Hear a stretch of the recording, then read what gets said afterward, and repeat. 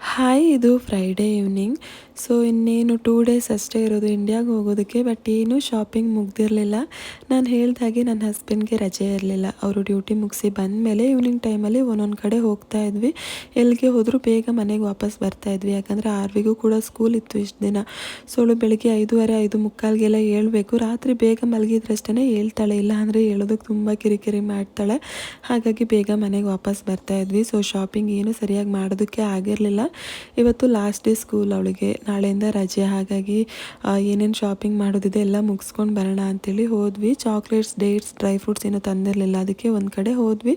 ಇಲ್ಲಿ ದೊಡ್ಡ ಮಾಲ್ ಒಳಗಡೆ ಚಿಕ್ಕ ಚಿಕ್ಕ ಶಾಪ್ಗಳನ್ನು ಇಟ್ಕೊಂಡಿರ್ತಾರೆ, ಅಕ್ಕಪಕ್ಕನೇ ಇಟ್ಕೊಂಡಿರ್ತಾರೆ.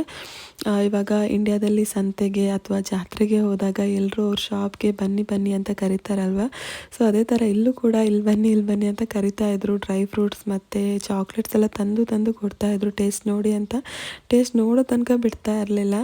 ಅದಾದಮೇಲೆ ಕನ್ನಡದವ್ರದ್ದು ಒಂದು ಶಾಪ್ ಇತ್ತು, ಅಲ್ಲಿಗೆ ಹೋಗಿ ಚಾಕ್ಲೇಟ್ಸ್, ಡ್ರೈ ಫ್ರೂಟ್ಸ್ ಮತ್ತು ಡೇಟ್ಸ್ ಎಲ್ಲ ತೊಗೊಂಡು ಇನ್ನೊಂದು ಕಡೆ ಮಾಲ್ಗೆ ಹೋದ್ವಿ. ನನ್ನ ಹಸ್ಬೆಂಡ್ ಸುಮಾರು ದಿನದಿಂದ iPhone 16 ತೊಗೊಳ್ಬೇಕು ಅಂತ ಅನ್ಕೋತಾನೆ ಇದ್ದರು. ಬಟ್ ಏನೋ ಒಂದು ರೀಸನಿಂದ ಮುಂದೆ ಹೋಗ್ತಾನೆ ಇದ್ದು. ಇವತ್ತು ಹೋಗಿ ಫೈನಲಿ iPhone 16 Pro Max ತೊಗೊಂಡು ಮನೆಗೆ ಬಂದು ಇಲ್ಲಿ ಮಗಳ ಹತ್ರ ಅನ್ಬಾಕ್ಸ್ ಮಾಡಿಸ್ತಾ ಇದ್ದಾರೆ. ಏನೇ ತಂದರು, ಅದರಲ್ಲೂ ಫೋನ್ ಏನಾದರೂ ತಂದರೆ ಅದನ್ನು ಮಗಳೇ ಅನ್ಬಾಕ್ಸ್ ಮಾಡಬೇಕು. ಸೊ ಮಗಳ ಹತ್ರ ಅನ್ಬಾಕ್ಸ್ ಎಲ್ಲ ಮಾಡಿಸಿದ್ರು. ಅದ್ರ ಜೊತೆ ಒಂದಿಷ್ಟು ಫ್ರೀ ಐಟಮ್ ಕೂಡ ಕೊಟ್ಟಿದ್ದರು. ಬ್ಲೂಟೂತ್ ಸ್ಪೀಕರ್ ಮತ್ತು ಇಯರ್ಫೋನ್, ಫೋನ್ ಸ್ಟ್ಯಾಂಡ್, ಹಾಗೆ ಚಾರ್ಜರ್ ಅಂತೇಳಿ. ಅದರಲ್ಲಿ ಫೋನ್ ಸ್ಟ್ಯಾಂಡ್ ಒಂದು ಇಷ್ಟ ಆಯಿತು, ಮತ್ತು ಯಾವುದೋ ಅಷ್ಟೊಂದು ಇಷ್ಟ ಆಗಲಿಲ್ಲ. ಅದಾದಮೇಲೆ ಮಗನಿಗೆ ಅಡುಗೆ ಮಾಡ್ತಾಯಿದ್ದೀನಿ. ನಮಗೆ ಮಧ್ಯಾಹ್ನನೇ ಅಡುಗೆ ಮಾಡಿಟ್ಟಿದ್ದೆ, ಗೊತ್ತಿತ್ತು ಲೇಟ್ ಆಗುತ್ತೆ ಬರೋದು ಅಂತ ಹೇಳಿ.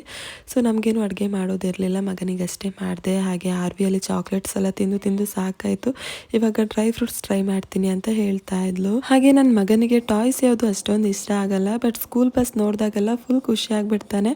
ಆರ್ವಿನ ಬಸ್ಸಿಗೆ ಬಿಡೋದಕ್ಕೆ ಹೋದಾಗ ಕರ್ಕೊಂಡು ಹೋಗ್ತೀನಲ್ವ, ಸೊ ಸ್ಕೂಲ್ ಬಸ್ ನೋಡಿದಾಗ ಫುಲ್ ಖುಷಿ ಆಗ್ತಾನೆ. ಹಾಗಾಗಿ ಅಮೆಝಾನಲ್ಲಿ ಒಂದು ಸ್ಕೂಲ್ ಬಸ್ ಟಾಯ್ನ ಆರ್ಡರ್ ಮಾಡಿದ್ದೆ. ಅದು ಕೂಡ ಬಂತು. ಇದನ್ನು ಫ್ಲೈಟಲ್ಲಿ ಹಠ ಮಾಡಿದರೆ ಕೊಡೋದಕ್ಕೆ ಅಂತೇಳಿ ತರಿಸಿದ್ದು. ಬಟ್ ಅವನು ಇವಾಗಲೇ ಅದನ್ನು ನೋಡಿಬಿಟ್ಟ. ಅದಾದಮೇಲೆ ಆರ್ವಿಗೆ ಒಂದು ಡ್ರಾಯಿಂಗ್ ಬುಕ್ ಕೂಡ ತರಿಸಿದ್ದೆ. ಇದನ್ನು ಇವಾಗಲೇ ಅವಳಿಗೆ ತೋರಿಸಲ್ಲ, ಇವಾಗಲೇ ತೋರಿಸಿದ್ರೆ ಇಂಟ್ರೆಸ್ಟ್ ಹೋಗಿಬಿಡುತ್ತೆ. ಸೊ ಏರ್ಪೋರ್ಟಲ್ಲಿ ಅಥವಾ ಫ್ಲೈಟಲ್ಲಿ ಬೋರ್ ಆದರೆ ಆವಾಗ ಕೊಡ್ತೀನಿ, ಅವಳಿಗೂ ಟೈಮ್ ಪಾಸ್ ಆಗುತ್ತೆ.